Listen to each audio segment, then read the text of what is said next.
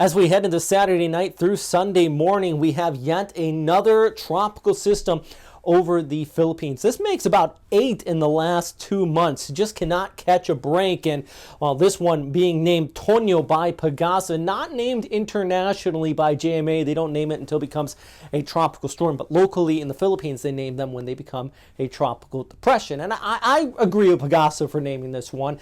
It's not a terribly large and impactful storm system, but it's impacting just enough, especially on these areas that are struggling after Typhoon Koni, known as Rolly in the Philippines, especially here in the southeastern Luzon, stretching over towards Catanduanes and even out here towards the west into Mindoro as well. Winds right now are 60 gusts to 70 kilometers per hour, pressure at 1,004 hectopascals, moving off here towards the west pretty slowly. You can just see the overall pattern, high pressure dominating back here towards the east. Nice little trough back towards the north, which totally wiped out Atsani, just took it off the map here. And then we have our tropical depression right in there over the Philippines. It's going to continue to track off here towards the west, though.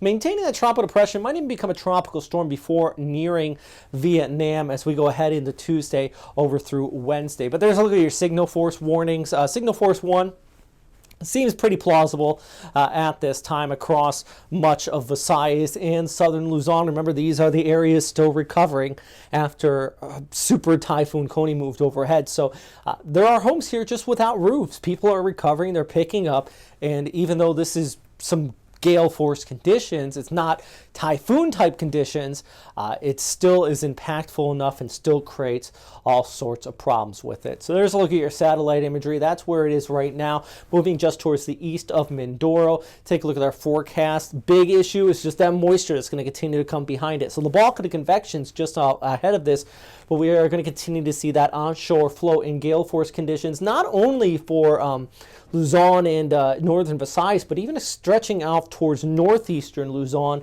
even off towards Batanes, Apari, Cagayan, the east coast, east of the Sierra Madre Mountains. You're going to be seeing some pretty decent rainfall, and just thanks to that onshore flow, not only for Saturday night, but also heading into Sunday as well. And as we push over towards Monday, we'll start, actually this is Sunday evening heading into Sunday night. This is going to be a little bit further towards the west. Now, I've kind of brought out the bigger view because we have another system here, the low pressure area possibly developing behind Tonyo. Right now, I'm keeping an eye on it, guys. I'm not going to put out a lot of details on this guy because it is still developing, but it is interesting.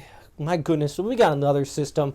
I'm fatigued, and I'm not getting impacted by these. I honestly feel for you, especially along the East Coast, just one storm after another. You know who else I feel for?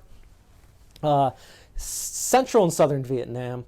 They're just recovering after Koni. It was a shell of its former self before it hit the Philippines, but it still brought some heavy rainfall here, and it does look like Tonyo could come on shore, if not only as a tropical depression or a tropical storm. It enhances that northeast monsoon with gale conditions, basically from Da Nang south. Heavy rainfall, some areas as much as a few hundred millimeters possible in the forecast there. And in fact, take a look at our forecast across the Philippines, just that stretch through northern Visayas, southern Luzon, about 200 to 300 millimeters possible there as well. You know, the issue is, of course, the rain is one thing, but the issue is definitely you got one system after another on top of each other, which is continuing to bring that heavy rainfall. You can see that there with those tracks over the last 2 months.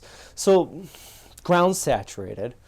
Flash flooding is definitely going to be, and even landslides are possible. Gale conditions all along the East Coast. That's even according to PAGASA. They're expecting that northeast monsoon to impact all the way up to northern Luzon.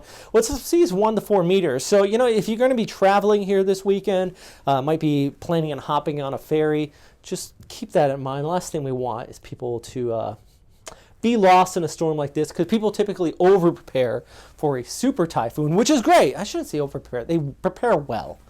But sometimes you get these storms that just sneak up on us. They're not typhoons. It's just signal force 1. And they can be more deadly or dangerous, not because of the winds and the rains themselves, but because of the human influence with the winds and the rains, because you're not as in high of alert as you would be with a super typhoon. So I say that just from experience. Been doing this over 10 years now. It's things I have seen in the past, and sometimes these storms can come up and bite you. All right, anyways, follow me on all these social media platforms if you want to. Visit typhoon.ph. I make a TikTok. It's not terribly to do with Western Pacific weather. Instagram as well, and also here on Facebook. Thanks for watching, guys. Please subscribe. If you got any questions, comments, or suggestions, I always enjoy that feedback. I listen to everybody. Somebody corrected me on a few of my pronunciations in the last video, and I truly thank you. So, yeah, as long as you're respectful and nice in the comment section, I'm okay with it. All right, have a great day, and stay safe out there.